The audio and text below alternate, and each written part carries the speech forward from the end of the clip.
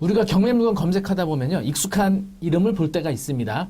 연예인들도 경매 당사자가 될 때가 많더라고요. 뭐 사업이 안 되거나 뭐 뭔가 어려움이 처해지면 자가로 소유하고 있던 부동산이 경매로 나오게 되죠. 이런 경우에는 연예인이 채무자가 되기도 하고요. 어떤 경우에는 임차인이었는데 경매가 되는 경우도 있습니다. 자, 최근에 언론에 많이 뜨겁게 달궜던 연예인이 있었죠. 바로 서현진 씨입니다. 저도 이제 낭만 닥터 김사부라는 그 드라마 저도 되게 재밌게 봤던 기억이 있는데, 이 그 드라마에 출연했던 서현진 씨가 거주하고 있던 다세대가 경매로 나오게 됐다는 소식을 접하게 됐습니다. 거주하고 있던 곳은 강남구 청담동에 있는 고급 연립이었는데요. 자세한 경매 물건 내역과 서현진 씨는 과연 보증금을 돌려받을 수 있는지 함께 알아보도록 하겠습니다.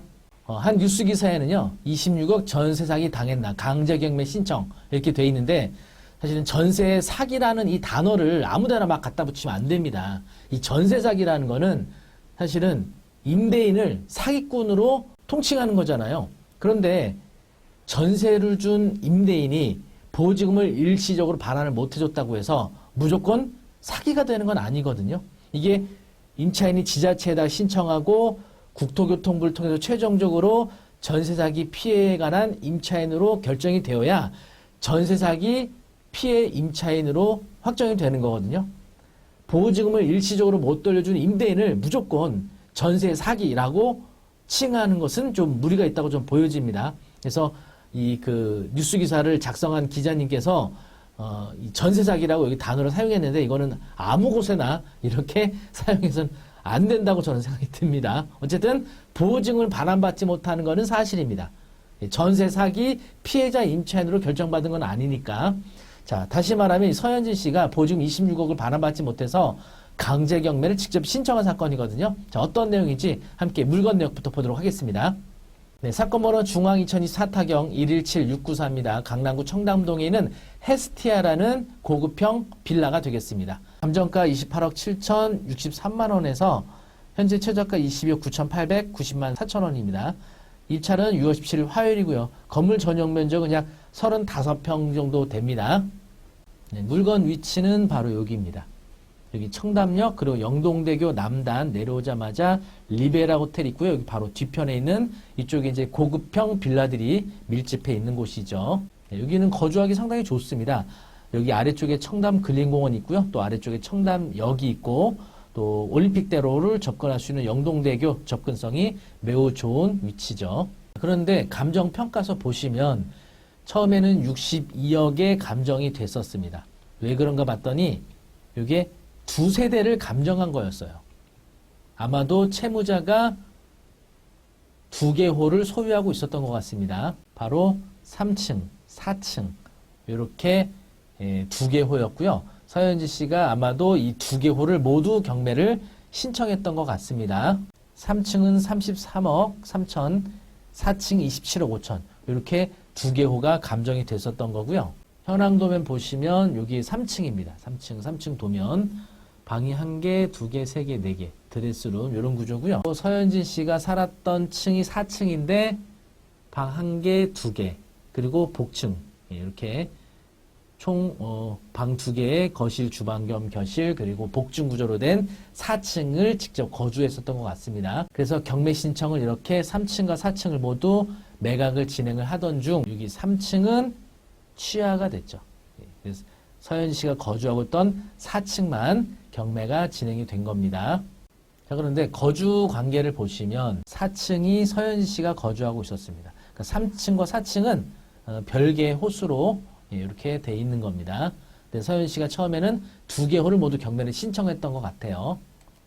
자, 물건 명세서 보시면 서현진 씨 권리관계가 나옵니다. 여기 보시면 최선 순위로 서현진 씨가 전세권을 설정했어요. 전입신고도 하고. 그래서 보시면 처음에 25억에 거주하다가 2024년도에 26억 2,500만 원으로 1억 2,500만 원을 증액을 했습니다. 그래서 최종적으로는 보증금이 26억 2,500이었고 네, 배당 요구도 했습니다. 등기부등본 보시면 네, 이렇게 전세권을 설정을 했죠. 25억. 그랬다가 임차권 등기를 마쳤죠. 임차권 등기. 보시면 26억 2,500입니다.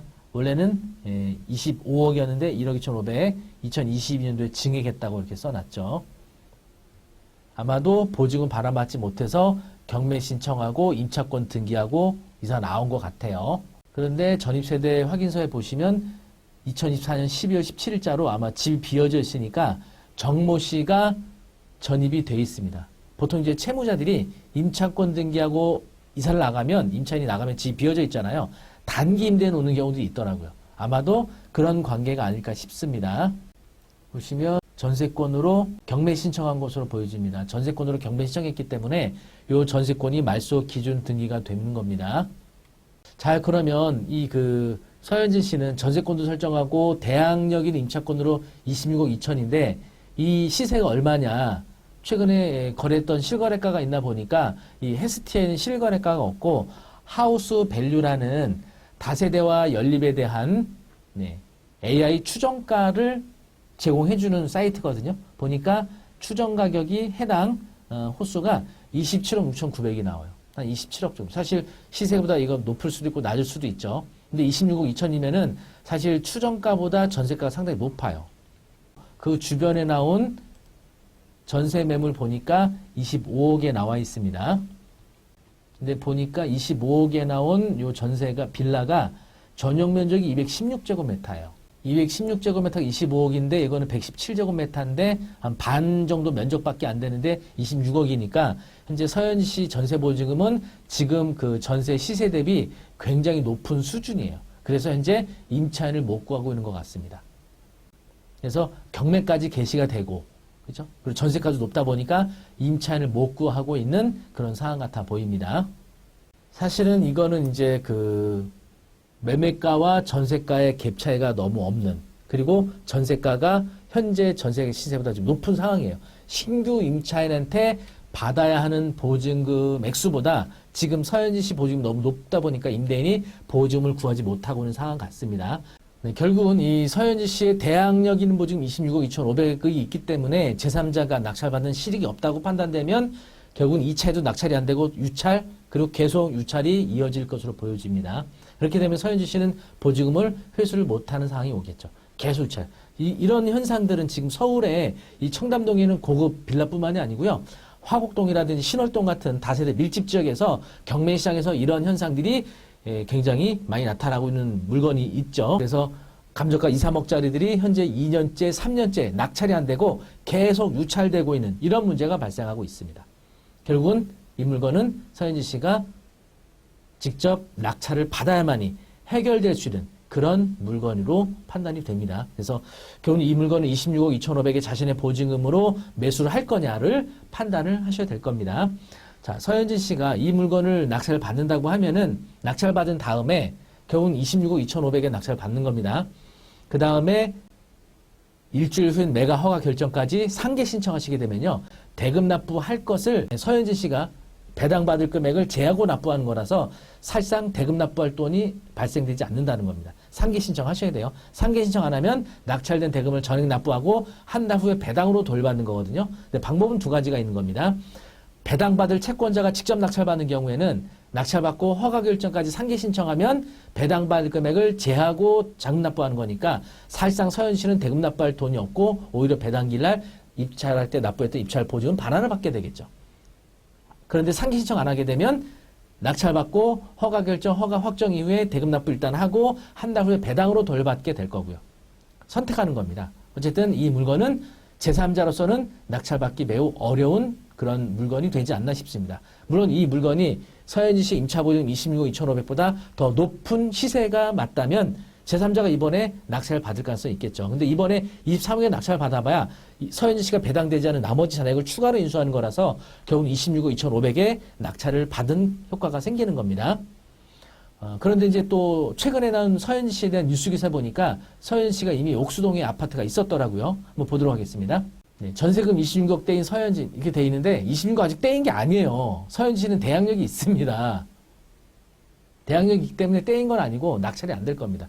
23억 신고가 이 아파트로 이사 이렇게 돼 있는데요. 배우 서현진 씨가 강남구 청담동 전셋집을 나와 성동 옥수동에 새 보금자리를 마련하는 것으로 확인됐다.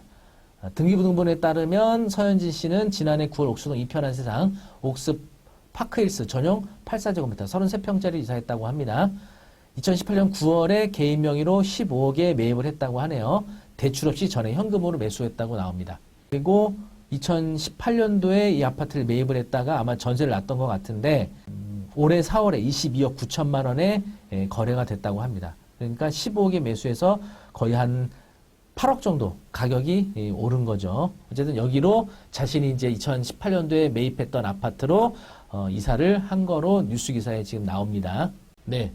뭐 크게 걱정할 일은 없는데 사실은 좀 고민이 되죠. 내가 이거를 직접 사야 되나? 이런 고민을 하실 겁니다. 어쨌든 서현진 씨는 제3자가 낙찰받기를 기다렸다가 낙찰이 되지 않는 경우에는 본인이 직접 낙찰받아 해결이 될 거고요. 만약에 제3자가 이 물건을 자신의 보증금보다 낮은 금액으로 낙찰받으면 나머지 잔액을 돌려달라고 청구할 수 있는 거고요. 어쨌든 한번 기다렸다가 이번에도 유찰이 된다고 하면 서현진 씨가 직접 낙찰받는 것을 고려해야 되지 않을까 싶습니다. 어쨌든 청담동의 고급 빌라기 때문에 뭐 자신의 보증금 26억 2,500에 매수하시게 되면 시간이 지나면 결국 가격은 상승해서 손해볼 일은 없지 않을까라는 생각을 해봅니다. 어쨌든 잘 해결되기를 바라겠고요. 경매와 공매에 있어서는요, 이와 같이 권리 분석에 대한 내용이 매우 중요하고요. 또 임차인으로서는 자신이 들어가는 집이 매매가 대비 전세가가 얼마나 비율이 차지하고 경매가 됐을 때 적절하게 반환받을 수 있는지 여부를 잘 확인을 하셔야겠습니다.